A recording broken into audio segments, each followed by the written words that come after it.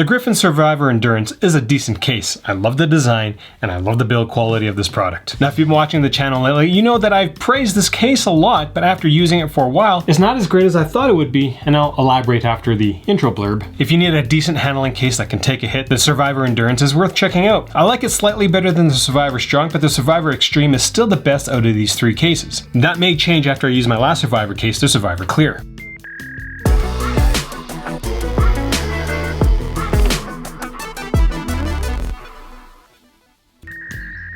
At Mobile Reviews, Monty and I base all our reviews on actual usage. We wake up in the morning, we choose a case, a few hours later we choose a different case, and we just keep doing that over and over and over and over and over and over and over and over again. And then we make video reviews about them. It's what we do. Now the Endurance case was the first Griffin case I used after buying their entire revamped lineup. The older cases in Griffin's lineup were kind of below average, so to see them make such a drastic change and improvement with their new lineup was just refreshing. But after reviewing the Strong and the Extreme, I realized that this as a case, when compared to the hundreds that I've reviewed previously, this is only a slightly above average case. The biggest downside is that the buttons are tough to use, and that one other thing knocks it down a notch. The build quality of this product is spectacular. Everything fits so well together. All of Griffin's new cases seem to be that way. It's just so nice to see everything fused together so nicely when compared to, their older cases. The Endurance won't slide around easily on the front or the back, but if it does, don't worry, Griffin has FortiCord all over it. FortiCord!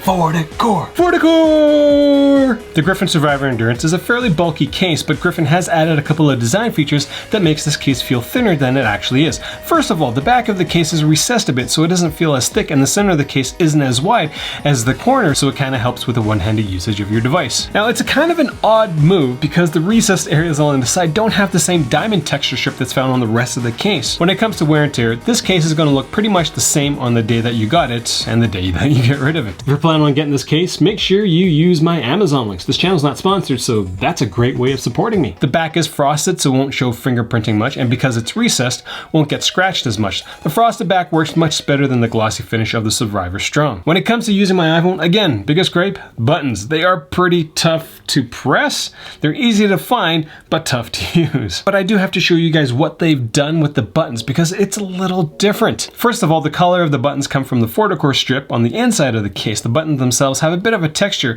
that kind of helps you with, finding them with your fingers. Honestly, it's these small little details that have really impressed me about Griffin's newest lineup of cases. But at the end of the day, none of that matters if you can't push the buttons easily. FortiCord fail! Now I had no issues accessing the screen, the port, or the camera. One-handed usage isn't too bad, though the port cutout is noticeable, though the bottom of the case isn't as noticeable as, this Casetify case that I'm reviewing next. When it comes to protection, the case edges are high enough for a screen protector. The thickness of the case will keep your iPhone camera lens off a flat surface, and the edges are tight enough that dust and debris won't be an issue. Now when it comes to drop, Griffin claims that this case has 11 feet worth of drop protection. The Strong has 10, the Extreme has 15. Now I've been trying to figure out an honest way to gauge these claims, so here's a little nugget for you. The corners of the Strong are about 2.7, 2.8 millimeters thick. The Endurance sits around 3 millimeters, and the Extreme has corners that are 4 millimeters thick. So I guess every 0.2 millimeters that Griffin adds in terms of their cases is equivalent to 1 foot worth of drop protection, maybe? That's really just theory crafting, but here's a bunch of drops to,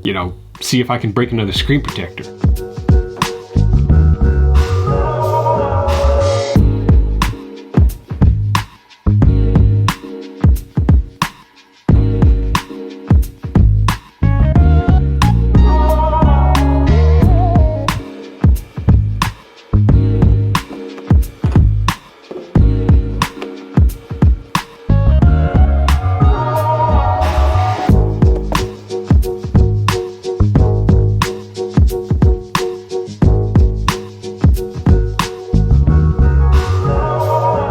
So that's all I got for this video. Questions, comments, leave them down there. I've got one more Griffin case that I'm gonna go through, and I'm gonna call it quits for the iPhone 12 Griffin cases. It's funny because I was so excited about this case, and then I actually went down and went through all the details and stuff, and then I just wasn't that excited. Now, if this was the first case I reviewed out of the 3-4 Griffin cases that I did have, I'd be way more enthusiastic about it, but I like the colors, the design, the yellow strip with the black thing. But anyways, first time watching my videos, I do encourage you to click subscribe, producing content a lot.